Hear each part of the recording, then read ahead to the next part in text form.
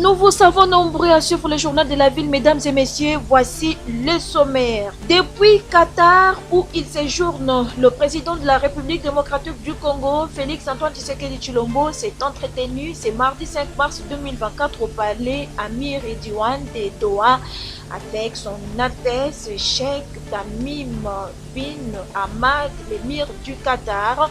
Les deux personnalités ont échangé sur la possibilité de renforcer les relations bilatérales existantes entre les deux pays dans plusieurs domaines de coopération, en particulier l'investissement et l'économie.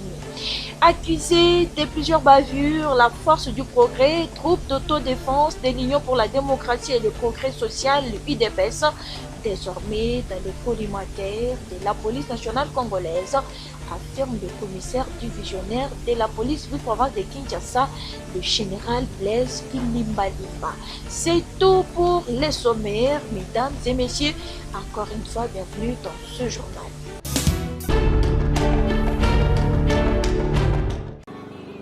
Lancement ce mardi 5 mars 2024 à Kinshasa par le numéro 1 du ministère de l'enseignement primaire, secondaire et technique, le professeur Tony Mwabakazadi, le concours de recrutement des enseignants et la promotion des directeurs des établissements scolaires primaires publics, chose qui n'a jamais été faite depuis que le ministère de l'EPST existe.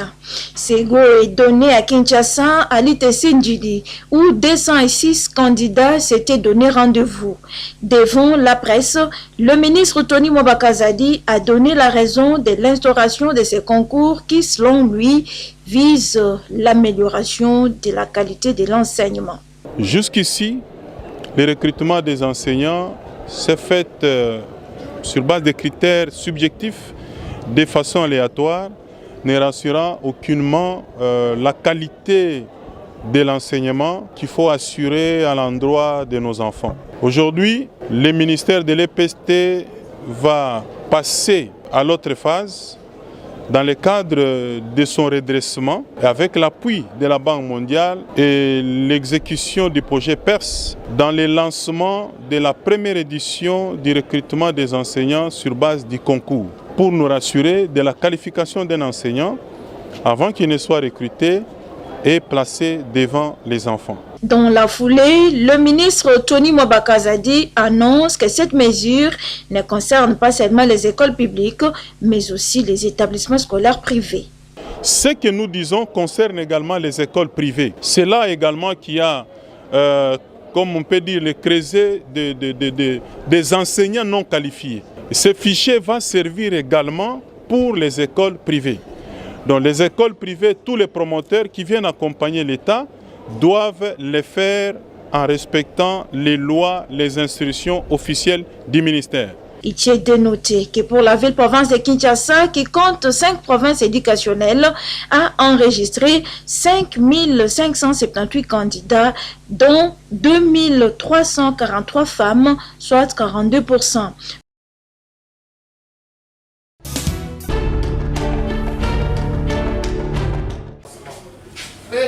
Les leaders des associations des jeunes de la République démocratique du Congo ne comptent pas lâcher prise. Ils ne jurent que sur le maintien du secrétaire général à la jeunesse, Thérèse Mbujibungi, à son poste.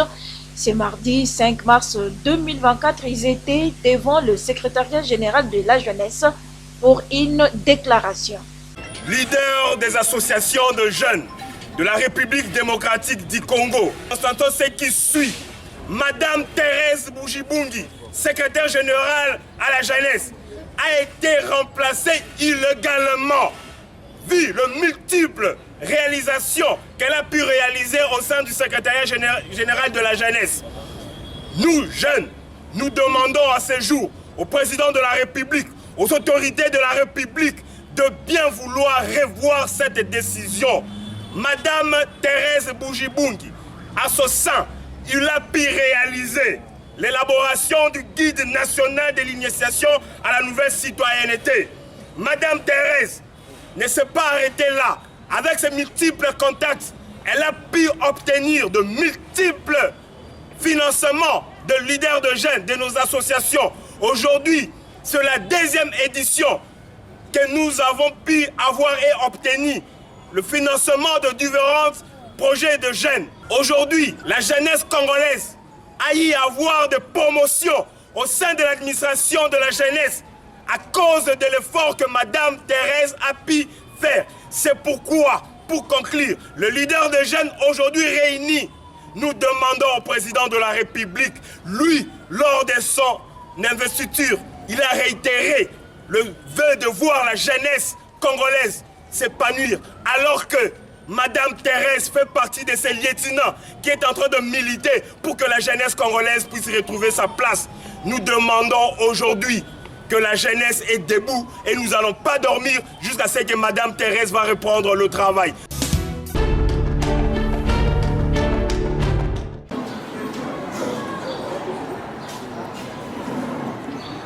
Il est compté parmi des centaines des officiers de police judiciaire du parquet des grandes instances de Kinshasa-Ndili à avoir prêté serment ce mardi 5 mars dans la grande salle du lycée Saint-Germain. C'est l'OPJ Mankomani Dialungana Vadano.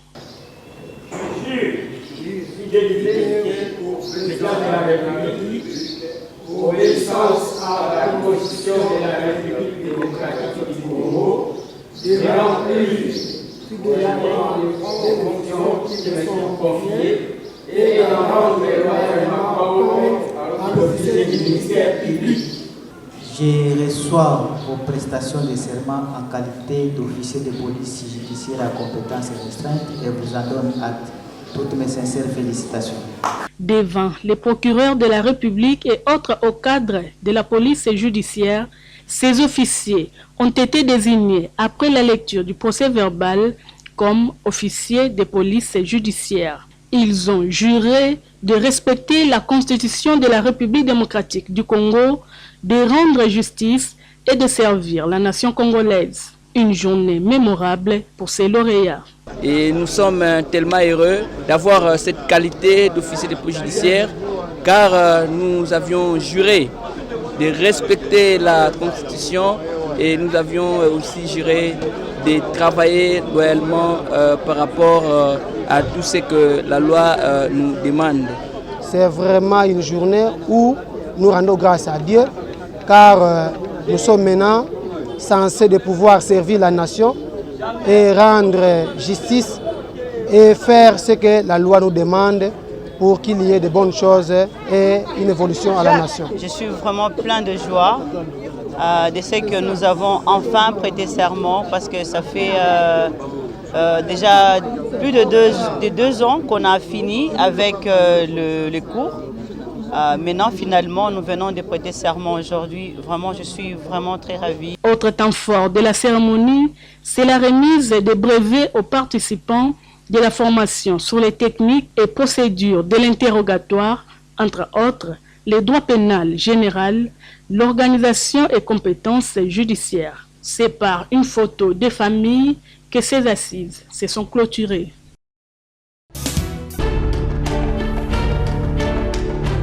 C'était la planification. La 8e session ordinaire du Conseil consultatif national de l'initiative interreligieuse pour les forêts tropicales IRI a eu lieu ce mardi 5 mars 2024 dans la salle de réunion de la présidence de l'Église du Christ au Congo SCC à Kinshasa.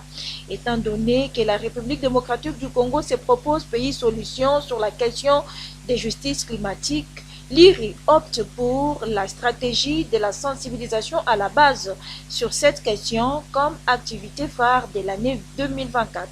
L'IRI, rapporte Monseigneur Donatien Cholet, pense en outre saisir le chef de l'État de la République démocratique du Congo pour solliciter son implication en intégrant la question de l'environnement comme 7e engagement de son action. Je dirais que cette sensibilisation, nous allons la commencer au sommet de l'État parce que en analysant les engagements pris par le chef de l'État, il en a retenu 6, tandis qu'il n'a pas un engagement précis, bien qu'il a fait allusion à la nécessité, à la problématique de réchauffement climatique.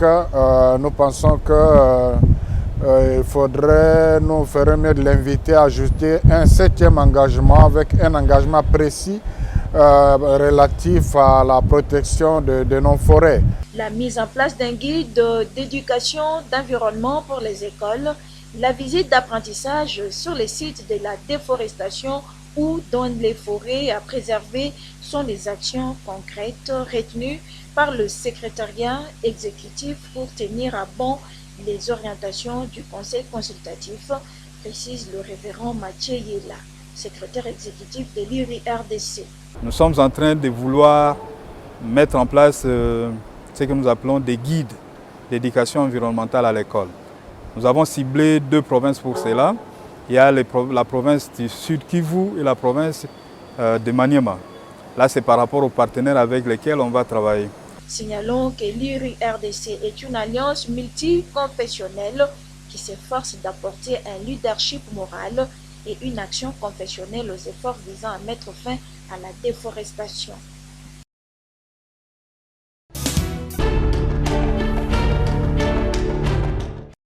Kinshasa, Bopeto, c'est le souhait majeur des Toukinois.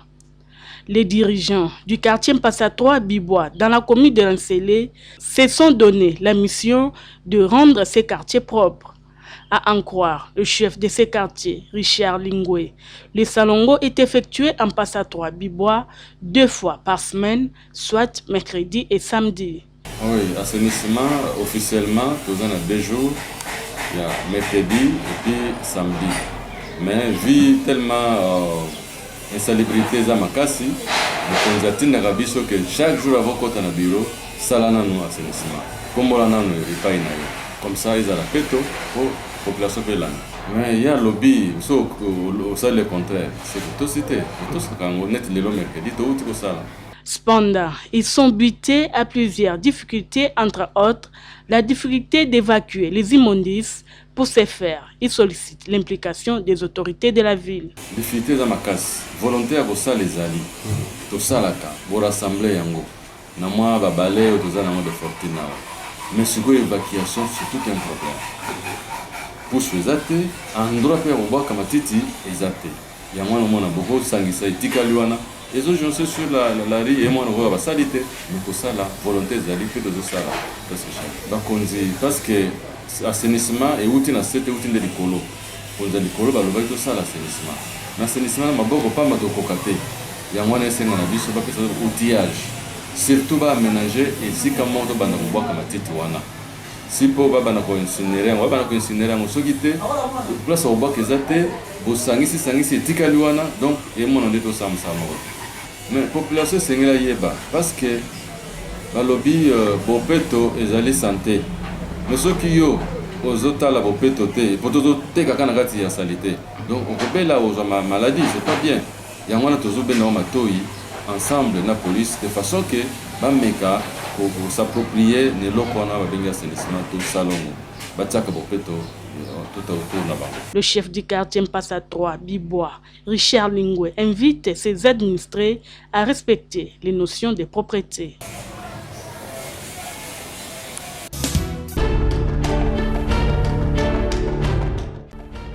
La Direction générale des recettes de Kinshasa, DGRCAN en sigle, rappelle les contribuables personnes physiques et morales assujetties à la retenue sur loyer que l'échéance pour s'acquitter de leurs obligations fiscales du mois de février 2024 est fixée au plus tard lundi 11 mars 2024. Dépassés ces délais, les retardataires s'exposeront au paiement des amendes conformément aux dispositions légales et réglementaires en la matière. Celui qui paye mal paye 2 fois.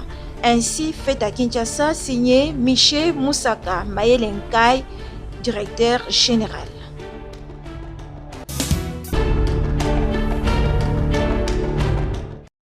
Conformément à l'arrêté du gouverneur de la ville de Kinshasa, la Direction générale des recettes de Kinshasa, DGRCAN en sigle, informe tous les habitants de la ville de Kinshasa, membres de l'Église catholique romaine, propriétaires des parcelles ou bailleurs, que l'échéance du 1er février 2024 pour la déclaration et le paiement de l'impôt foncier exercice 2024 et l'impôt sur les revenus locatifs exercice 2024, revenus 2023 est prorogé jusqu'au 31 mars 2024. À cet effet, ils sont tenus de retirer leur formulaire de déclaration auprès des directions et centres de recettes de la DGRK répartis dans les 24 communes de Kinshasa ou en ligne dans l'application et DGRK au www.edgrk.com. Le paiement doit s'effectuer dans les comptes recevables auprès des banques partenaires de la ville de Kinshasa. La fiche de la déclaration est gratuite. Faite à Kinshasa le 28 février 2024, Miché Moussaka Mayelenkai, directeur général.